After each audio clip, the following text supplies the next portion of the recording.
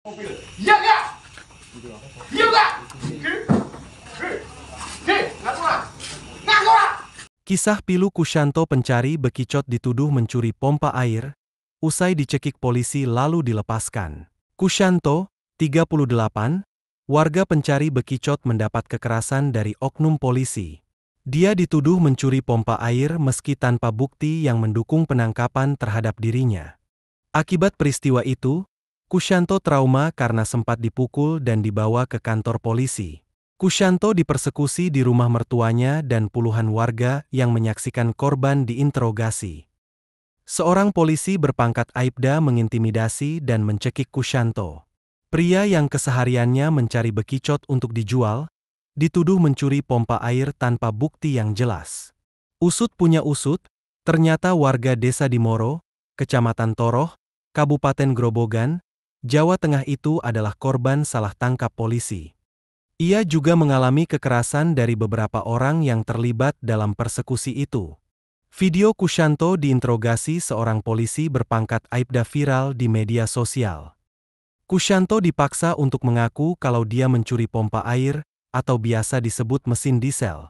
Saya hanya mencari bekicot untuk dijual, ucap Kusyanto dengan suara bergetar saat ditemui di rumahnya, Sabtu, 8 Maret 2025.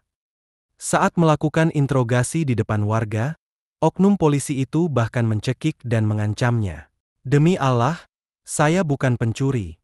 Video yang beredar, Kusyanto tampak duduk dengan tangan terikat di belakang. Sementara Aibda Insinyur, anggota Polsek Geer berdiri di hadapannya sambil berteriak dan mencekiknya. Saat itu, Kusyanto sedang beristirahat di area persawahan Desa Suru, Kecamatan Geer. Kusyanto tiba-tiba didatangi Insinyur bersama beberapa warga yang langsung menuduhnya mencuri pompa air. Tanpa diberi kesempatan membela diri, tangannya diikat, dan ia dibawa menggunakan sepeda motor menuju rumah mertua Insinyur di Boyolali.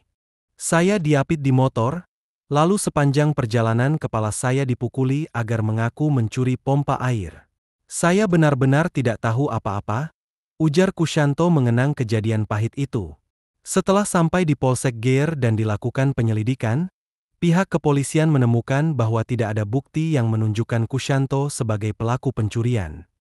Hasil penyelidikan kami menyatakan bahwa Kusyanto tidak bersalah. Tuduhan yang diarahkan kepadanya tidak memiliki dasar yang kuat. Kami menyesalkan tindakan berlebihan yang dilakukan oleh anggota kami, ujar seorang penyidik yang enggan disebutkan namanya. Pada malam itu juga, Kusyanto dipulangkan ke rumahnya dengan disaksikan oleh perangkat desa. Namun, rasa malu, trauma, dan ketakutan masih menghantuinya.